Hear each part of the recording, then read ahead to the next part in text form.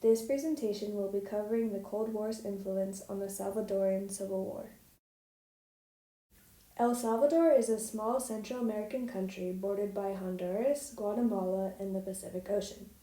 In the late 1880s, coffee became a major cash crop for El Salvador. It brought in 95% of the country's income. Unfortunately, this wealth was only shared with 2% of the population, thus causing a lot of tension between upper and lower classes. In 1932, a rebellion was launched by Salvadoran peasants and communists. In response, the government murdered half of the Communist Party as well as thousands of indigenous people. This massacre became known as La Matanza, and its events would play a decisive role in the civil war that ravaged the nation in the 1980s. In addition to La Matanza, the context of the Cold War was significant to the Salvadoran Civil War. The United States funded and trained the Salvadoran regime in an attempt to combat the Soviet Union's communist influence on the indigenous people.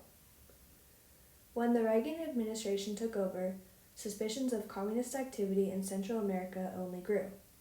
In February 1981, the Reagan administration launched a report which indicated that political direction, organization, and arming of the Salvadoran insurgency is coordinated and heavily influenced by Cuba with the active support of the Soviet Union. There is manipulation and interference on both sides. The Soviet Union and the United States used the Salvadoran Civil War to cover the true significance behind their aggression, which was purely to get back at each other. The Farabundo Martí National Liberation Front is also known as the FMLN. The FMLN was a communist Salvadoran guerrilla group led by Leninist and Marxist leaders. They were created on October 10, 1980, as the unofficial military of the Democratic Revolution Front backed by the Nicaraguan, Cuban, and Soviet Union governments. For years, they fought many battles with the Salvadoran governments, leading to thousands of deaths in both groups. One major battle was in November 1989 when the FMLN launched an attack on the country's urban areas, including its capital, San Salvador. There was intense fighting on both sides, but then later, guerrilla units of the FMLN were forced to move out due to the bombardment by the Salvadoran Air Force. After the Civil War ended in 1992, the FMLN became a political party and leaders ran for office in El Salvador. Throughout the war, both Cuba and El Salvador were supplied with weapons and military assistance. The U.S. supplied a lot to El Salvador. Many of their help included paying for war reparations, weapons, and even training Salvadoran soldiers. The total military assistance during the 1980s was around $5 billion.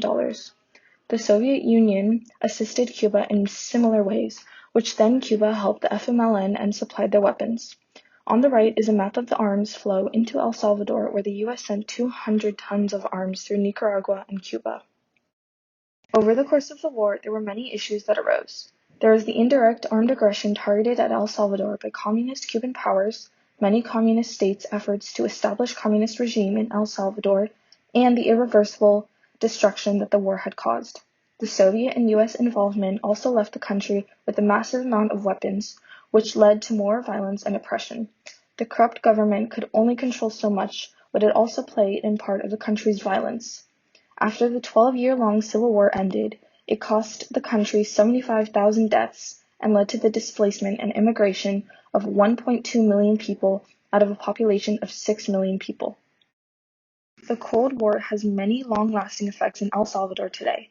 It has left the country with high migration rates and one of the highest domestic violence and gang recruitment rates in the world.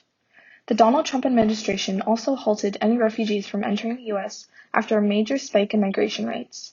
El Salvador is also left with many economic and social issues, including poverty, a lack of education, and little to no job opportunities.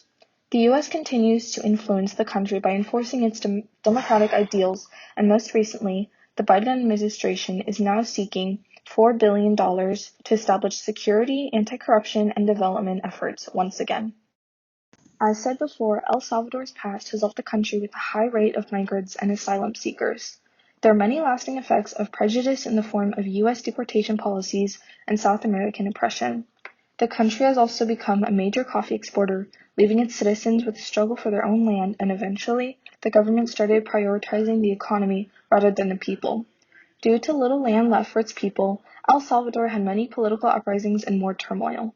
There were issues about political freedom, economic reforms, and land distribution. The government responded by massacring 10 to 40,000 people on January 22, 1932, known as La Matanza.